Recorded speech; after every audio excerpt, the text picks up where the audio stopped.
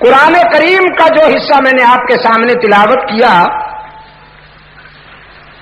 اس میں ایک مشرک عورت کا تبصرہ ہے جو قوم سبا پر حکومت کرتی تھی اور اسے حضرت سلیمان علیہ السلام کا خط ملا تھا. وہ خط پڑھ کر اس نے جو تبصرہ کیا قرآن کریم کی ان آیات میں، اسی تبصرے کو اللہ نے ہمارے سامنے بیان فرمایا. اس عورت کا نام تھا بلقیس.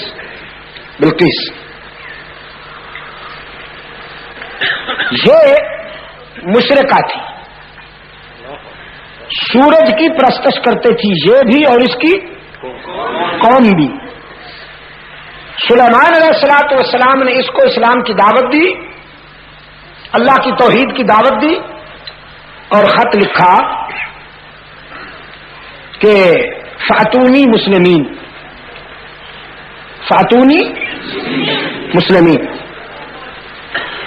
اس نے جب خط پڑھا تو اپنے وزیروں، اپنی کابینہ اور اپنے مشیروں کو جمع کر کے پوچھا، یہ خط آیا ہے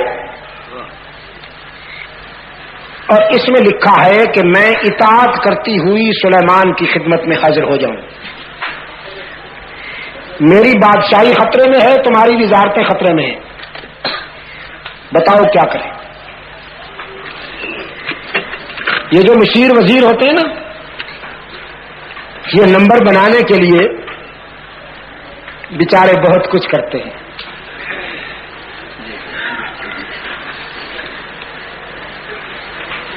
فرمایا قالوا نحن اولو قوة واولی بأس شدید.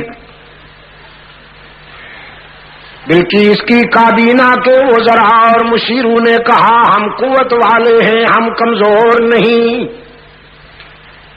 ہم جھکیں کیوں، مقابلے کے لیے تیار ہیں.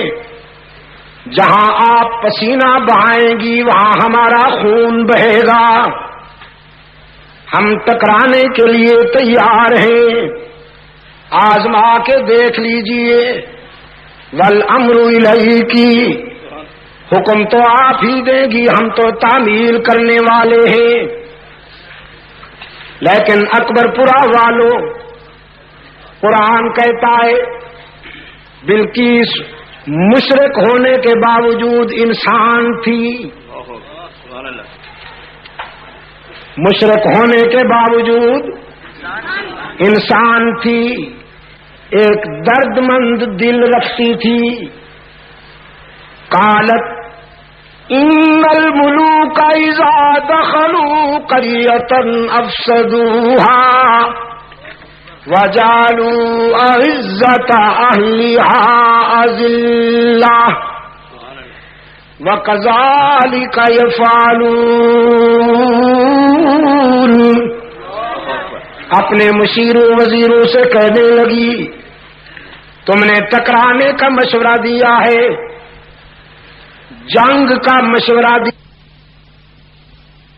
ہوتی ہے، عزت والوں کی آبرو لٹتی ہے، بچے یتیم ہوتے ہیں، ماؤں کی مامتا ویران ہوتی ہے، ضعیفوں کی ضعیفی تاراج ہوتی ہے، بہنوں کے دوپٹے تار تار ہوتے ہیں، بیٹیوں کی عزت لٹتی ہے، انسانی خون کے دریا بہہ جاتے ہیں. اگرچہ میری سلطنت اور بادشاہت خطرے میں ہے، میں اپنی سلطنت اور بادشاہی کو خطرے میں ڈالنا گوارا کر لوں گی، لیکن انسانی آبادیوں کو ویرانہ نہیں بننے دوں گی، انسانی خون کی ارزانی گوارا نہیں کروں گی. قرآن کریم نے داد تحسین دی ہے اس کے انداز فکر کو.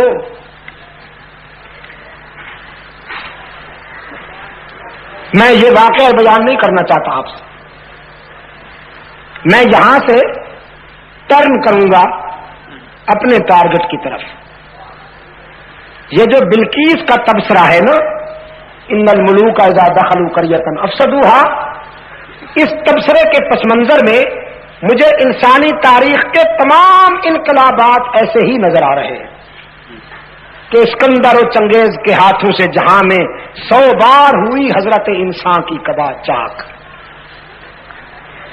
جب بھی کوئی حکمران فاتح بن کر کسی آبادی میں داخل ہوا ہے، اس نے مفتوحہ قوم کو ریزہ ریزہ کر دیا۔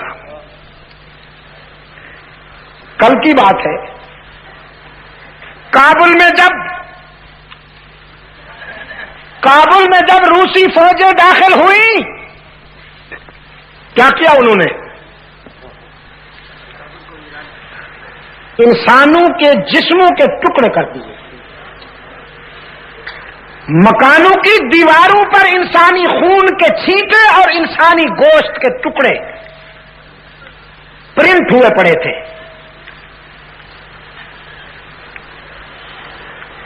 پھر سرخ پرس نے لکھا، حیران ہونے کی کوئی بات نہیں، انقلابات ایسے ہی آیا کرتے ہیں، انقلابات ایسے ہی آیا کرتے ہیں۔ میں یہاں بھی کہہ رہا ہوں، میں نے امریکہ میں بھی یہی بات کہی، 15-16 مرتبہ میں برطانیہ انگلینڈ گیا ہوں، وہاں بھی میں نے یہی بات کہی اور یہی تجزیہ کیا۔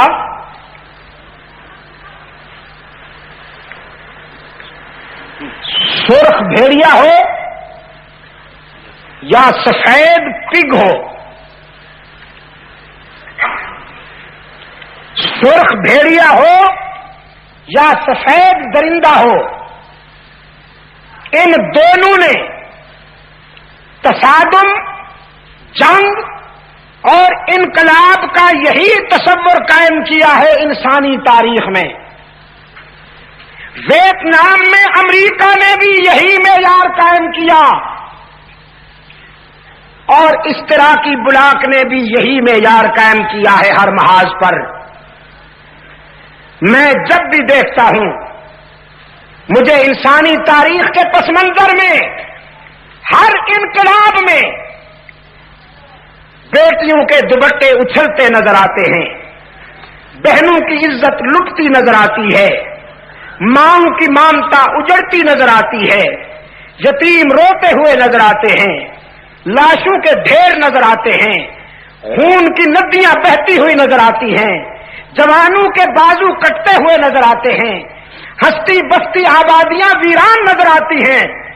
لیکن میں نے یورپ کو مخاطب کر کے کہا، تم ذرا اس انقلابی کو بھی دیکھو، ساقی کوثر کو بھی دیکھو، جو فاتح بن کے مکہ میں آیا تو لاشیں نہیں تڑپی، کھنڈرات آبادیاں نہیں ہوئیں، بچے یتیم نہیں ہوئے، انسانی خون کی ندیاں نہیں بنی، انسانی خون کی ندیاں نہیں بہیں، بیٹیوں کی عزتیں نہیں لٹیں، بہنوں کے سر سے دوپٹے نہیں اترے، محمد کے انقلاب نے انسانیت کو برباد نہیں کیا۔